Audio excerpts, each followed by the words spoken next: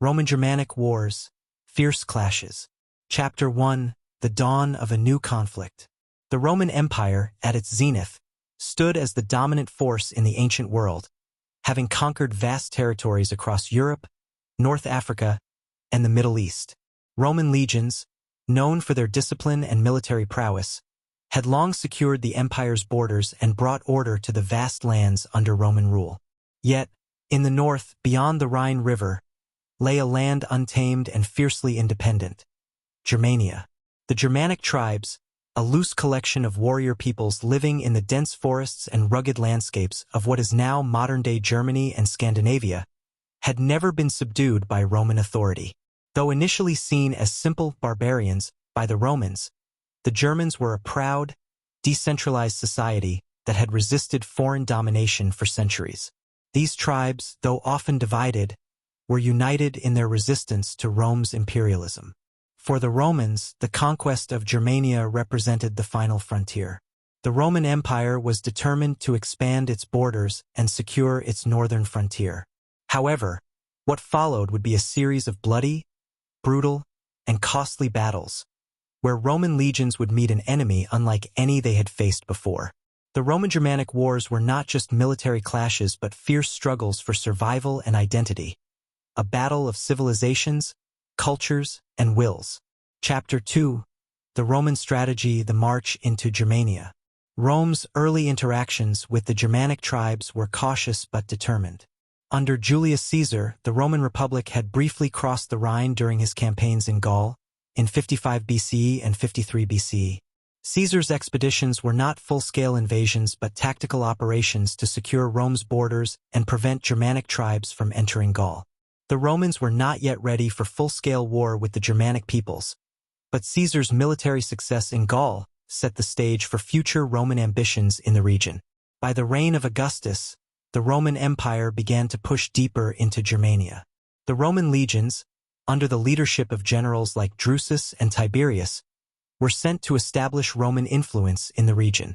The Roman strategy was to build military fortifications along the Rhine, gradually pushing the frontier into the interior of Germania. Roman forces constructed roads, forts, and bridges, hoping to secure control over key locations and use their superior military organization to suppress resistance from the Germanic tribes. But the Germans were not easily subdued. They fought fiercely to defend their homeland, using guerrilla tactics and exploiting their superior knowledge of the land. The Romans, with their disciplined formations and battle-tested soldiers, struggled to adapt to the unpredictable terrain and the unorthodox methods employed by the Germanic warriors. Chapter 3. The Rise of Arminius and the Turning Point. In the year 9 CE, the Roman-Germanic War reached a turning point with the rise of Arminius, a leader who would forever change the course of the conflict. Arminius was born into the Cherusei tribe, but his upbringing was anything but typical. Taken as a hostage to Rome as a young boy, he was raised in the Roman capital and trained in Roman military tactics, even serving as an officer in the Roman army.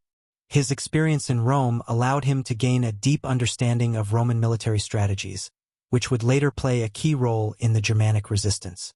When Arminius returned to Germania, he saw the Roman Empire as a threat to the independence of his people. He quickly rose to power among the Germanic tribes, forging alliances with other tribes and uniting them under a common cause, to resist Roman conquest. Arminius's understanding of Roman military tactics, combined with his knowledge of the land, made him a formidable adversary. Arminius's most brilliant move came in 9 CE when he lured General Publius Quinctilius Varus and his 3 legions, the 17th, 18th, and 19th, into the dense Teutoburg forest. Varus, unaware that he had been betrayed, led his legions into the forest, where Arminius's coalition of Germanic warriors was waiting.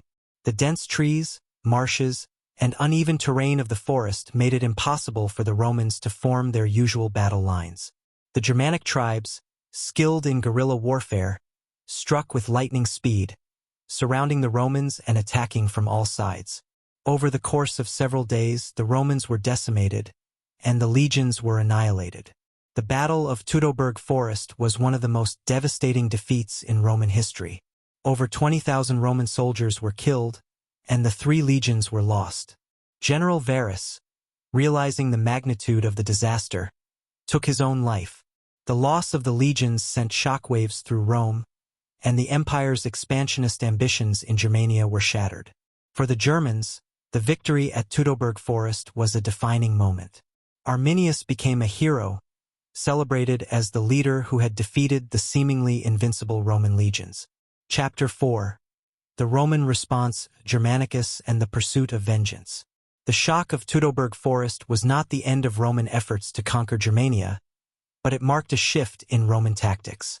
In 14 CE, Emperor Tiberius sent his stepson, Germanicus, to avenge the defeat and restore Roman honor.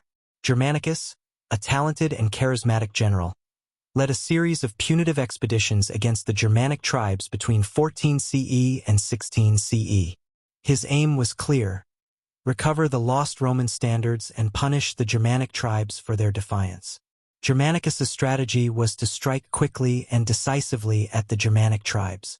He launched raids deep into Germanic territory, using his superior Roman forces to exact revenge. He won several victories, including the recapture of Roman standards, which helped restore Roman pride. The Romans won the Battle of Itastavizo in 16 CE, where they inflicted heavy losses on the Germanic forces. Germanicus's swift and relentless campaigns inflicted pain on the tribes, but the Germanic warriors, though losing some battles, remained defiant. The Roman legions, despite their successes, could not secure long-term control over the region. The Germans, led by Arminius and his coalition, continued to resist. The terrain of Germania, combined with the guerrilla tactics of the Germanic warriors, made it nearly impossible for the Romans to establish permanent control.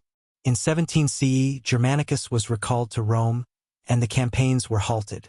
The failure to fully conquer Germania was a bitter blow to Roman pride, and the Rhine River would remain the permanent frontier of the Roman Empire. Germanicus's strategy was to strike quickly and decisively at the Germanic tribes. He launched raids deep into Germanic territory, using his superior Roman forces to exact revenge. He won several victories, including the recapture of Roman standards, which helped restore Roman pride. The Romans won the Battle of Itastavizo in 16 CE, where they inflicted heavy losses on the Germanic forces. Germanicus's swift and relentless campaigns inflicted pain on the tribes, but the Germanic warriors, though losing some battles, remained defiant. The Roman legions, despite their successes, could not secure long-term control over the region. The Germans, led by Arminius and his coalition, continued to resist.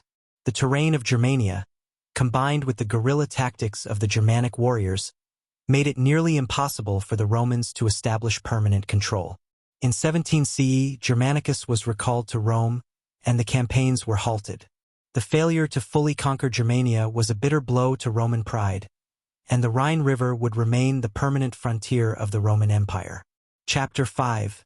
The Germanic Strategy, Resistance and Unity. The Germanic tribe's strategy during the wars with Rome was a combination of traditional warrior tactics, guerrilla warfare, and, most importantly, unity against a common enemy. The tribes were not a unified force at first, and internal divisions often prevented them from working together. However, the Roman threat led to a rare period of unity, as Arminius's leadership galvanized the tribes to put aside their differences and fight for their freedom. Arminius's brilliant strategy at Teutoburg Forest was the culmination of months of careful planning and collaboration among the Germanic tribes. Arminius knew that the Romans, despite their military superiority, relied on their discipline and formations to win battles. By luring the Romans into the dense forest, where their formations would be useless, Arminius exploited the Romans' greatest weakness: their inability to adapt to unfamiliar terrain and tactics. The Germans, skilled in the ways of the land, used the forest to hide, attack, and retreat, overwhelming the Romans with speed and precision. The Germanic tribes also used psychological warfare to their advantage. The Romans, who were accustomed to victory, were demoralized by the stunning defeat at Teutoburg Forest. The Germans' ability to resist Rome, even against the greatest military power in the world, created a sense of pride and unity among the tribes. The Romans, despite their military might, could not break the spirit of the Germanic people. Chapter 6. The Legacy of the Roman-Germanic Wars. The Roman-Germanic Wars, though marked by fierce clashes and brutal battles, ultimately ended in a stalemate.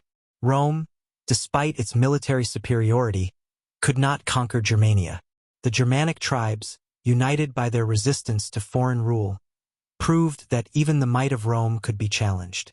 The defeat at Teutoburg Forest and the subsequent Roman attempts at retaliation exposed the limits of Roman power in the north. Though Rome would continue to thrive for centuries, the memory of its failure in Germania would linger. The Roman-Germanic Wars marked a turning point in the history of the Roman Empire, showing that even the most powerful empire in the world could not control every land it sought to dominate. For the Germanic tribes, their victory over Rome became a symbol of resistance and pride, one that would inspire future generations to continue the fight for their land and freedom. The legacy of the Roman-Germanic Wars would eventually play a significant role in the fall of the Western Roman Empire.